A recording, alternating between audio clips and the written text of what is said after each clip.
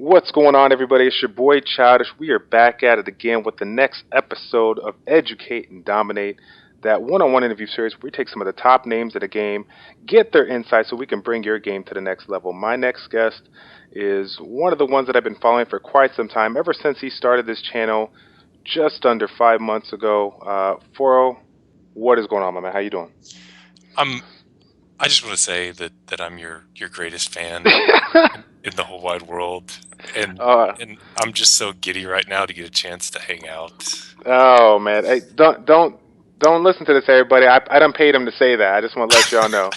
He just got himself another Devilmon pack. I told him to make. I want him to make me look good. You know, that's how it is. So that's how it is. But no, for real though. I'm super excited to have you on board. And for those that don't know, Foro is with the Proc Ready Gaming YouTube channel and the Proc Ready Guild.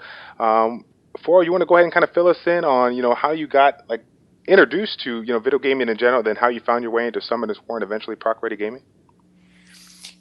So am I alone in saying that maybe whenever we grew up and we were little kids, that TV screen with the Nintendo hooked up to it babysat us for like a great many hours? I'm with you. I'm with you. Yeah. and and then it just kind of evolves, and when the massive multiplayer online stuff came out when you're of adult age, it just takes gaming to an entirely new level. The the breakthrough that comes to mind was Ultima Online. If anyone's familiar with a very old school, just really massive play on the internet, make friends, make enemies sort of experience. And so, yeah, UO kind of really got me into the playing online, making friends, making enemies, and having a lot of fun with like the community aspect of gaming.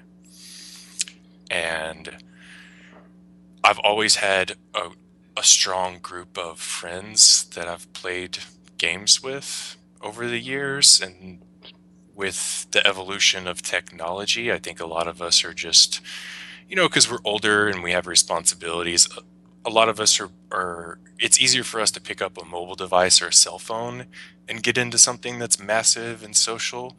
And so, yeah, I mean, for me, the mobile massive gaming is the next logical evolution, and what's not to love about Summoner's War.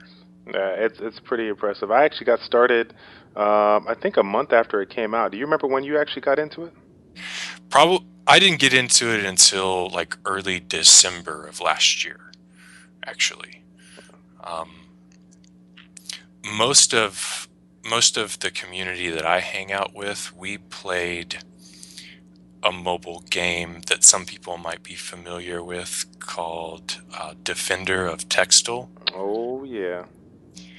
And we that game had a very thriving trading type community. Like it had its own economy, so to speak, and it was big for all of us to get together and have fun with the whole trading, buying, selling, and then competing aspect, because there was competitions and leaderboards and drama. Long story short, when that game decided to close, we all decided, hey, there's this Summoners War that's out. It's been out for a little while, 5 or 6 months. Let's try this out. And so, yeah, we all moved over around December time. Pretty darn cool.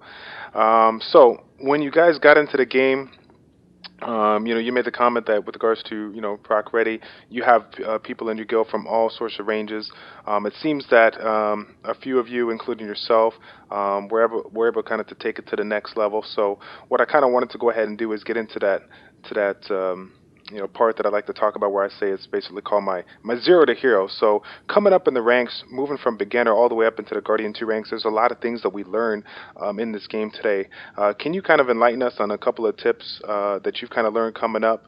Because everybody, you got people that are very, very strict about saying, oh, it's all about the units or it's all about the runes. And I think there's a little bit more to that. So I was kind of hoping you can help us out with that. Don't make Rena your first 6-star monster. That's Yeah, that's the first obvious good step. there you go. The only tip they need to know, right? That's Yeah, it. exactly. Game over. All right, next question. make lots of friends.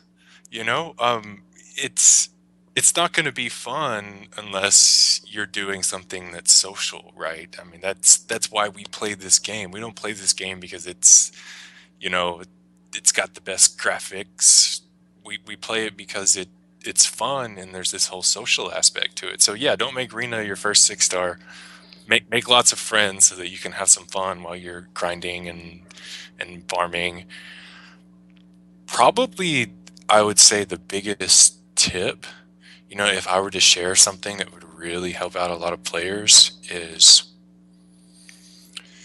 there's there's this really important stage in your progression that's not how many 5 stars or 6 stars you have or what is your first 6 star, but more of how well can you break that plateau where you're able to farm the end game runes, you know, like the 6-star runes that you're going to be using for like the rest of your Summoner's War career. Um, and a lot of people have this misconception that you need 6-star monsters, or you need a specific team to get into giants or to get into dragons to get those awesome runes. When from my experience, you really don't. Yeah, yeah, You need to hit up the scenario. You know, like the scenario levels, not giants, not dragons, but you know, your good old fashioned Faimon and stuff like that. Hit up the scenarios and pick out the good 4-star runes that are percentage based. Get them on some of your great natural 3-star, 2-star monsters like your Ramagos and your Bernard and your Shannon, and power them up. You know, if you're gonna spend anything in game, like if you absolutely must have to spend something in the game of Summoner's War, the best thing to spend it on is take those 4-star runes that you get from the scenario, power them up to 15. It's not that expensive. They're 4-star runes, because that's what's going to allow you to get into your giants B10 and then your dragons B8 and B9 and actually start farming the end game runes that you're just going to always use. yeah. Um, a lot of people have this misconception that like, oh, I need this certain team to beat to get into giants. No, you don't need a certain team. Get you some Shannon, Bernard, some Ramagos, and power up those runes that you got from scenario. Don't leave them at 12, right? Spend your mana. Get those 4-star runes to 15, because you'll be using them for a very, very, very long time. Nothing hurts me more than seeing people that have runes that are great runes, they're 4-star runes, but they don't power them up because they're waiting for something better. It's going to be a while before you get something better. Power them up to 15. You'll notice a huge difference. Cool. Yeah, I definitely I know that a lot of the questions and concerns that I get or comments that I get from people are they will constantly ask me, hey, I got these units, I got that unit, your guideline or this guideline says this is what I need to do it, and they attempt to do it, but they can't. And then when you take a look at their, the actual runes and whatnot, they have a couple of great ones, but they're all sporadic. They're all spread out. Their best runes are spread out over 20 units, and they're wondering why they're not able to get the job done. While we have the ability to farm the runes, day and night. Some of the things that I like to say when I'm talking to my subscribers on my videos is focus on what you can control. And sometimes with the giants, I feel that while you can get a nice variety of rare runes, the scenarios give you that opportunity to farm the exact type of rune that you're looking for, and Yeah. constantly go back and get those percentage runes. I mean, it makes it quite easy now. I cannot take away the fact that giants and dragons, initially speaking, farming are definitely vital to your success, but you can take away a lot of the quick work by just taking the time early on, especially when you're leveling up farther and whatnot in these scenarios, to get some of the basic runes just to get you started, for sure, for sure. I just I see so many people that have really awesome 4-star runes that they got from scenario, but they're leaving them at 12. And I'm sorry, but you power them up to 15 and they're going to serve you extremely well while you're waiting to get the better 6-star runes. 4-star runes from the scenario, when you power them up to 15, that's like the best kept secret in this entire game that a lot of people are just not taking advantage of, in my opinion. And here's another question too. I mean, it's funny because when I kind of came up, I basically stopped at that +9 to +12. Would you agree that ever since the recent change, I want to say about 3 months ago, making the quality of the 4-star, 5-star, and 6-star runes a little bit better, was kind of the turning point into really taking advantage of level, going up in the +12 or +13, depending on what you had on the substats or whatnot, or would you think that's something that you were trying to incorporate even before that change was made?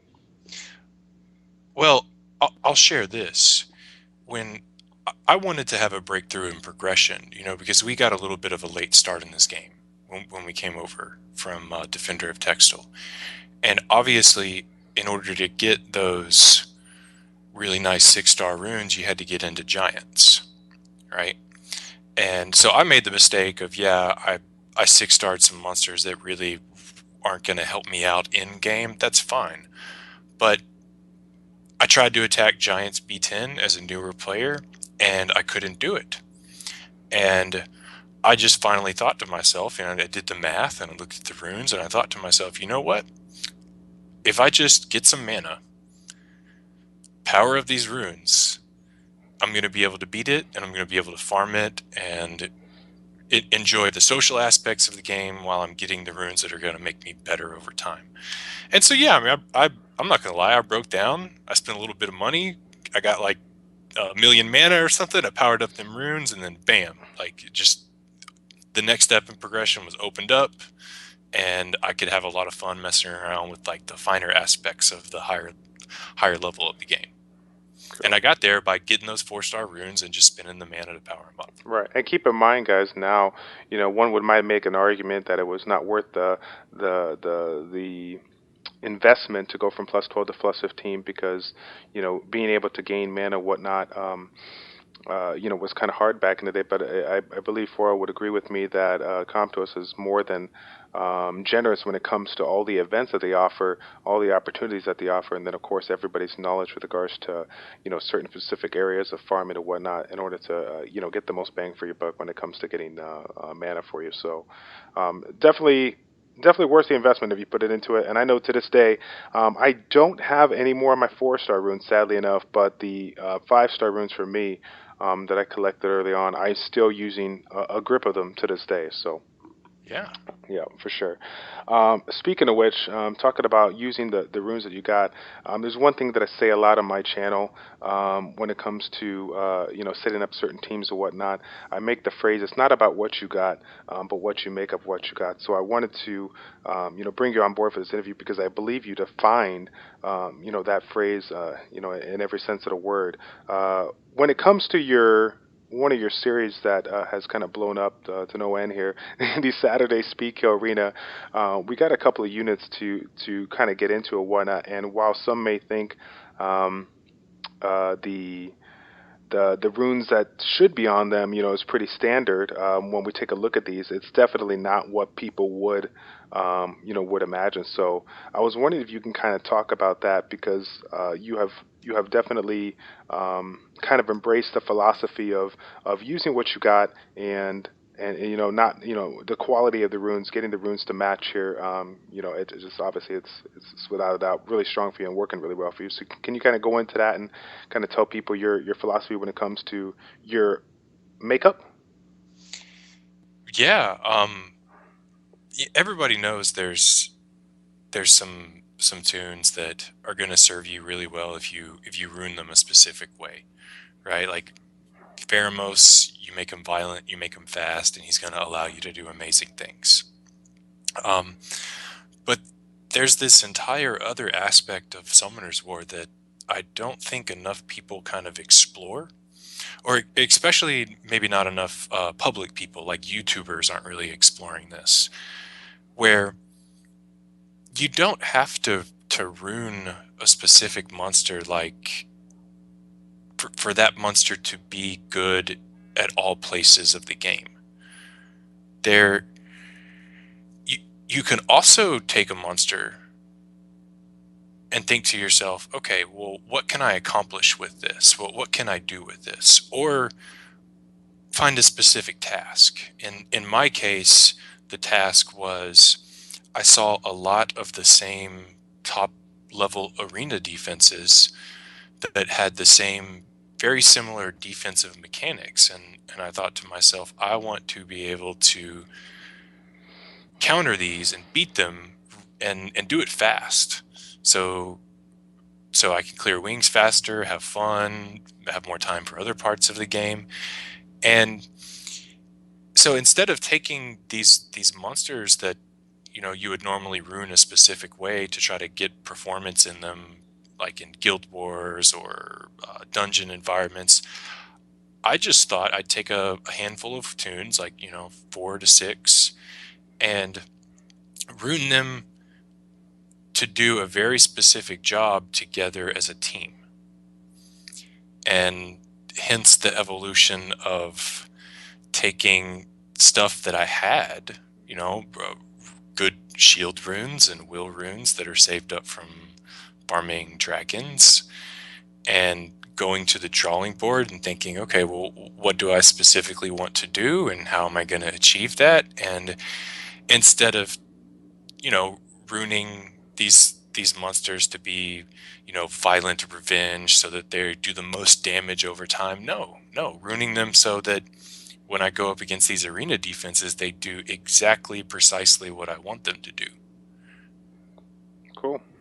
Yeah, I was gonna say I've never seen so many so many high quality shield and wheel runes in any account. That's crazy, and the fact that you utilize them so much. So, um, with regards to your speed team, right? You kind of take a line that allows you to basically get away from an immunity based unit by going on the will, and of course you got the shield as well. So, as far as the shields go, you got a couple of units here that are rocking double shield runes and whatnot. So can you kind of clarify for the viewers, when we're looking at these actual runes, the ally shield for 3 turns, 50% of the HP, we're talking base HP, and we're talking that ally shield, everybody's unit is base, right? So it's the even though you put shield runes on Chi for example, the the bonus HP is based upon the unit in your team, not necessarily Chiwu, even though Chiwu is going to provide X amount of percentage of HP based on the runes that he got. Do I got that right or no? I really don't think it matters too much. I've only kind of tried to off the cuff calculate it, and the way I believe it works is it's 15% of the base HP of whichever monster is wearing the shield runes. So for example, if you put shield runes on a monster that's really squishy and doesn't have a lot of HP, like say I took a 2-star monster and put shield runes on them, Right. and took Kumar into a battle, Kumar would get like, a 2 damage shield. But if I took Chiwu, who has those 2 sets of shield runes, and I took like a bunch of fodder and took them all into a level, those little fodders are going to have 4k worth of shield because the shield is based off of Chiwu's max HP. Right. Right. So that's the way that I've calculated it. Cool. And so utilizing the will just allows you basically to keep that Chloe out of place. Um, as far as the way things are set up now, have you thought about anything new that you wanted to bring to your team as far as trying to counter, other various setups that you found, or is it pretty much this for this particular team? This is you have one goal in mind, and that's what it's there for.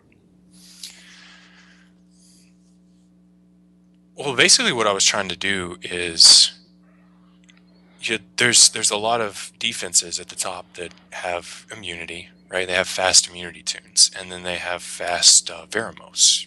The fast Veramos is really prevalent, and if you're if you're going to want to blow them up really fast, you're going to have to survive the stuns and not get stunned, right? Because if you get stunned, your whole sequence is going to get ruined, Gotcha. and you have to be able to take off their immunity. Um, so you need a buff remover, and we got that water pirate from Hall of Heroes, and he's really great at debuffing the entire team, the enemy's armor, and attack buffing your team. And then you get you some damage dealers to go after the area of effect armor break, and you got a really high chance of being able to um, get a couple of kills like in the very first round. So like the way that the setup tries to work is they're tuned specifically to where they're not fast on purpose, right? I need the enemy Veramos to go.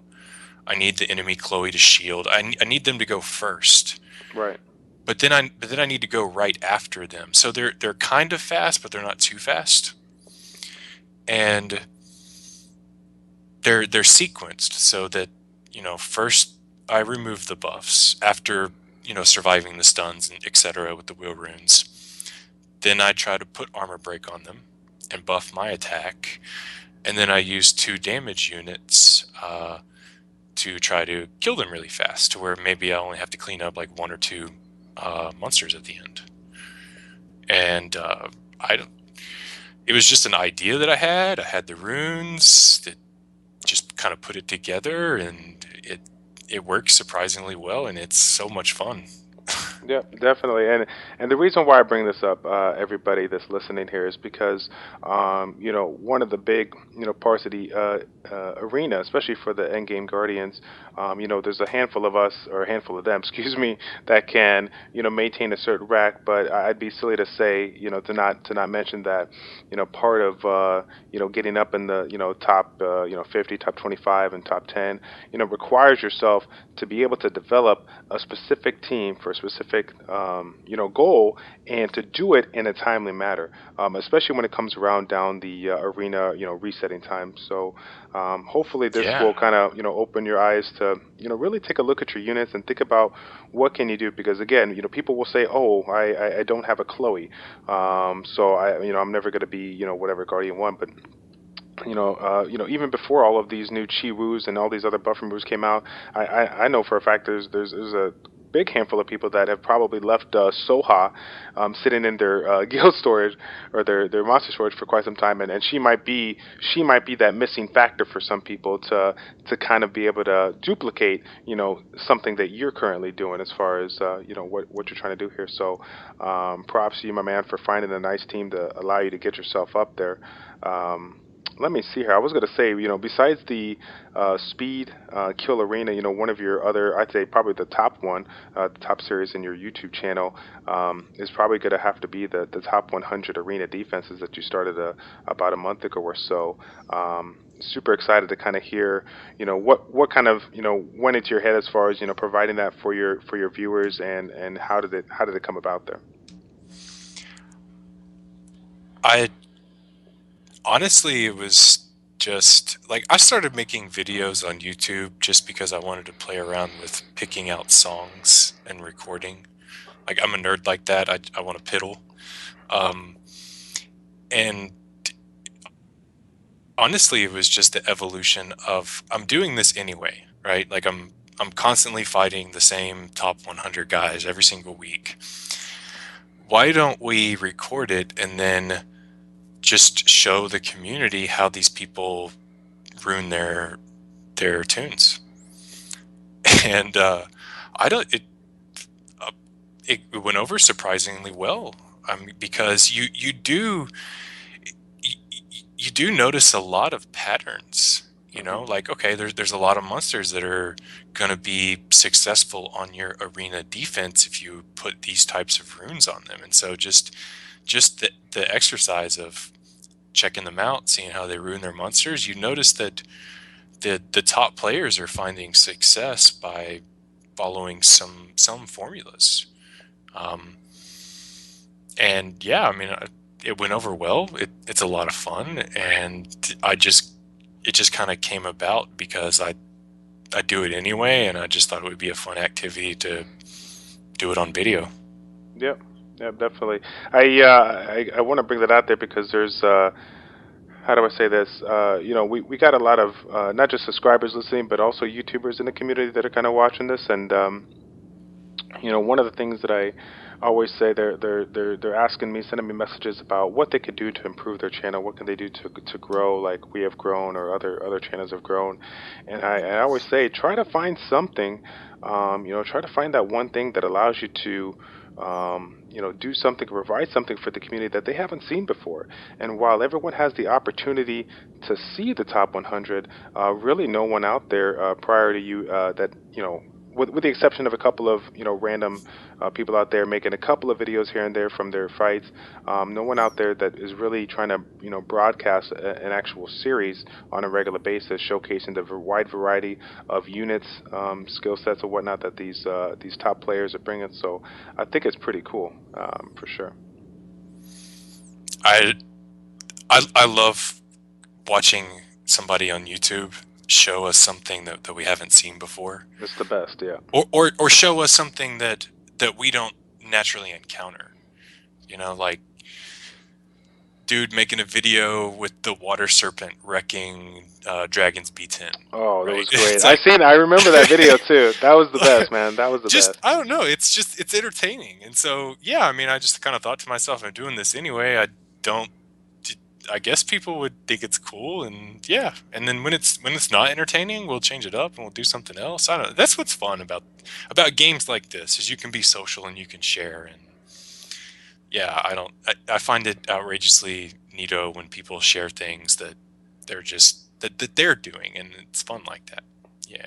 Yep, for sure. I will probably see this. I mean, they'll see this video here probably well, they'll see they'll see it on a Thursday, but we're making this video a little bit earlier than that. So, Yeah. as far as what has happened as of recently, there's been some kind of gossip, some wording as far as an up and coming new dungeon that's going to be available, I believe, in Kairos called the Necropolis Dungeon, and it looks like they're in the process of providing a new rune set, and I believe it was the destruction. Or Yeah, I believe it's going to be called Destruction by based on what people are pulling out of the like the little logs they're finding. Gotcha. You've kind of taken a look at some of the information provided. What's your take on it initially? Because of course everybody can, everything could be changed, prior to it coming out. But what kind of hit you right off the bat as far as maybe some things for some of the viewers today to kind of focus on, try to get ready so that they can prepare for this particular event. To me, it looks like it's going to be a dungeon that allows you to get use out of those specific tunes that you're not using. Um, it kind of looks like his mechanics are built around where rezzers are going to be really useful, or monsters that do multiple attacks but don't do a whole lot of damage might come into play. The ways that the skills are looking out, he's got a shield that just absorbs however much damage based on the number of hits, and he insta kills people. And so to me it kind of looks like it's going to be a fun place for us to theory craft about good teams to bring, but also a place where monsters that maybe you're not using because they aren't great actually end up being super duper useful. Like, I don't know, like Orochi comes to mind, right? Orochi's good. He'll help you in giants if you want to do good in giants. But outside of that, he's just not very useful. Like you're not going to find a lot of success with him in a lot of other scenarios outside of maybe like giants. And the way this new dungeon looks out, it looks like some tunes that might have these more unique skills, like a Rochi that attacks 6 times in one move, might come into play a little more than your more traditional monsters that just are really effective because they do a lot of damage or because they have the right heal that you need. Gotcha. So I don't. I'm just gonna say if you pop something and it looks neato, don't fodder it. Throw it in storage because you never know. It could be like the next biggest thing whenever we're battling that little Lich King guy pretty soon. Yeah, and I think it was Nick the Greek that made that comment too a while back. He's a big advocate of not following your 4 star naturals. Try to keep them as long as you can. I know that I made a couple of mistakes early on. I was so focused on working on getting my 6 stars quickly that I started throwing out 4 stars, natural 4 stars left and right because I just felt that they were invaluable to me at the time. But I definitely had my fair share of epic fail, so to speak, where I really wish I didn't fight him because it ended up being that those 1 or 2 units that I did fight her ended up being like the missing link to my chain, so to speak. So hopefully for you guys coming up, you can take note of that, keep them when you can, if you can, and just continuously grind out the other fodder. Because at the end of the day, you just never know. They keep on changing these units like it's nothing, man. How many changes have they made on that Kung Fu girl? I don't even know. At least like Yeah, three yeah. or four. It's crazy. It's crazy. Like a couple more patches, a couple more buffs, and she'll just be like the greatest thing since sliced bread. You Yeah, know, seriously, they're seriously. actually extremely useful now. But the problem is that everybody foddered them away. Right, Like you right. don't see them because they weren't useful for so long. But yeah, I mean, I'm I'm kind of stomping on my left foot because I foddered away so many kung fu girls when I was first starting out, and now they're really great. And I could have had like one of them max skilled. Man. Yeah. So speaking of those lovely epic fails, I know that um, we had a couple of. Let me go ahead and take a look here. We had a couple of people that asked some questions. For you guys that didn't get the opportunity to check this out here, I put in a previous video that I'm going to be doing a couple more educate and dominate videos with roundtables, people from various videos coming in addition to having new guests on board. And I wanted you guys to go ahead and come to this thread, the roundtable discussion, submit the questions for video here so that you guys can get some of your questions answered. I know that we already hit up a Kuho's questions about some of the newest added monsters, but another one that he had in this one, and it's kind of funny because I generally put it in the end of my series with you, is what is your biggest epic fail in the game, and what is your biggest epic win in the game? So give me an epic fail and an epic win for you. Obviously, I'm gonna say epic fail, and this is just my opinion, would be making Rena a 6 star and making her your first 6 star. Like like the monster that's gonna help you with your progression. Yeah, right. That was just I don't know what I was thinking. Like I needed to clear Magic B7. Like and she could solo it, so a Right, 6 star. right. It's stupid. I spent a lot of time back in the day fusing Katarina, and I'm sorry, but she's broken. Like I have tried my hardest to find a way to make her useful, and it's just not happening. Um, not not 6 starring Bella till late game. Biggest epic fail of all is just ignoring Bella Dion for such a long time because that Light Unigami is like the most useful tune in the entire world. Right, right. Um, and the other thing that comes to mind is maybe making a video or two where I get my Riteshas and my Kumars mixed up, and they're all the same to me. And yeah, I'm often calling cartoons specific names that don't actually belong to them when they're the different element, and that's an epic fail I'm guilty of quite often. Cool. Let's get another question here since we have this up here. This is a good question that I like. I love the Guardian 3 players to go ahead and kind of answer too. This one comes from our viewer Ganad K. The first one here. What are your suggestions to improve the arena system? Because you've seen it all from the bottom of the fighter ranks all the way up to Guardian 3 ranks. If there was something that you can improve today, what would it be and why? Just change the mechanic to where you gain points for victories on defense, so that somebody can't, have their friends lose to them and boost their rank. And maybe put a spending limit on wings, right? Because a lot of people don't know this, but it's obvious if you float at the top long enough, you figure this out. There are people at the top of the arena that, they might not be the best player, they might not have the best monsters, but they can win a majority of their offensive fights, and they're ranking high just because they're sitting there all day doing wing refresh after wing refresh after wing refresh. And I mean, that's cool and all if you want to spend your crystals on arena wings, but there should be some sort of mechanic in place that kind of makes a plateau of how far competition is impacted by who just wants to spend the most money on wings. Yeah. Like maybe a timer. Like you can only do one wing refresh a day or 2 wing refreshes a day to prevent people from just, quite literally spending crystals and making themselves really high because they just want to spend more than the next guy. Right.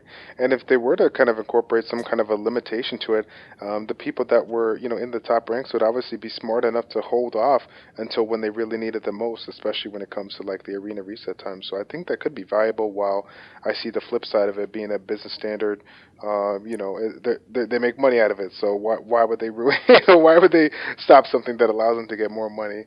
It's a never-ending battle with the crew there, I'll tell you something. But awesome, man. Well, hey, thank you so much for that insight on that. I kind of wanted to um, get an opportunity for you to go ahead and hit up some of the shout outs that you got that you want to put out there for either your friends, family, your Proc Ready community. To everybody in the Proc Ready Guild, I'm going to send out 9,000 Defender of Textile references because, yes, if you don't know, that game was so awesome, and it was sad that it's no longer there. Thank you to our guild leader Swizzle, who has done a really great job of being everybody's friend and organizing everybody on the social websites like Facebook and using the Kako Talk and keeping us together as a unit. To my friend Bulletproof, who has always been like the most competitive but yet fun person to hang out with and play on Summoner's War. To all the guys that hang out with me to do summoning videos, I'm hanging out with my guildmates more now to try to do summoning videos for people. But I mean, I really think the biggest shout out goes to you, Childish. I would not enjoy playing this game if it weren't for people like yourself that really do a natural, brilliant job of pulling out the entertainment value from the game. This series, Educate and Dominate, I'm addicted to the top players hanging out on your couch and you extracting from them the cool insights they have to share from the game. I was saying this earlier, man. I can't wait until like we get like late night with Childish Plays. Late night with Childish Plays. That's what Foro's thinking, that we're gonna have some late night with Childish Plays. Well, if it ever comes to that, we'll definitely give credit. We'll give credit where credit's due. You started the name there, late night with childish plays. That's funny. But no, I do appreciate it. It's kind of one of those things where I gotta give it to the people out there for just inspiring me to be who I am today and have the opportunity to do this. I mean, like I said, I'm just like I'm a YouTuber, but I'm a subscriber at heart, and all I want to do is provide the most guidance I can for everybody. And while I would love to say that I have everything and anything to provide to them, I don't. There's many people out there that we don't even know to this day that have so much knowledge into this game, and to be able to get them, on the Skype and get them chatting so that we can provide it out to we got to give it to you guys. So shout out to you, and then on behalf of both Foros and myself, I want to give a shout out myself because I normally don't do this as well. I want to give a shout out to the fans. I ain't gonna lie, I can't. It's been a long time that I've been able to say this, but I have that series called Man Crush Monday where I put out the video to promote other people's channel.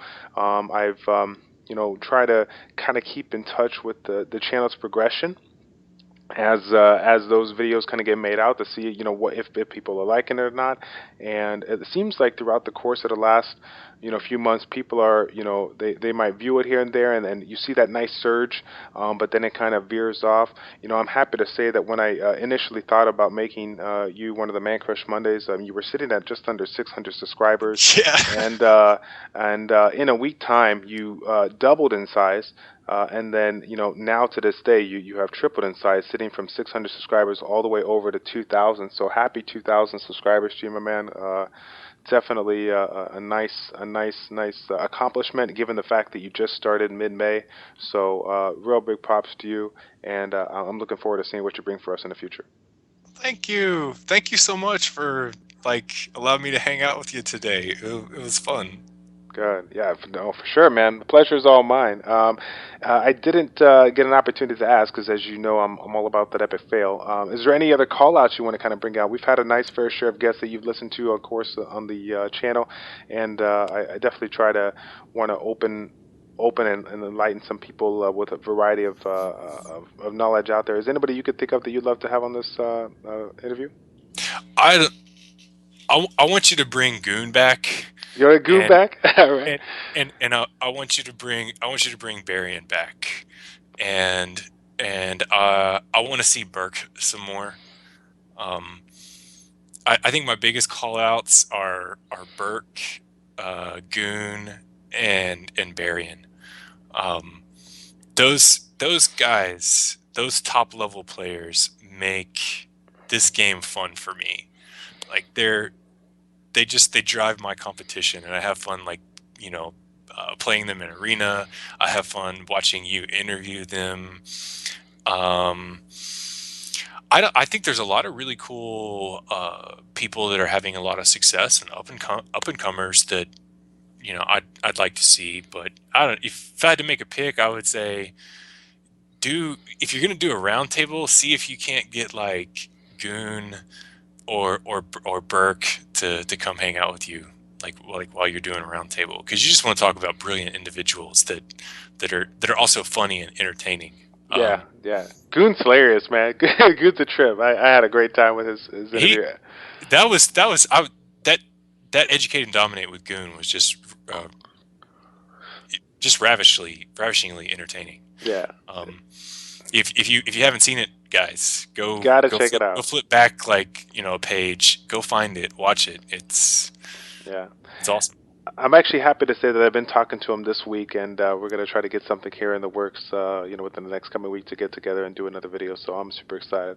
I'll definitely try to get a head count on Burke and Barry to see if they'll be looking forward to doing kind of a follow up and seeing how things have changed.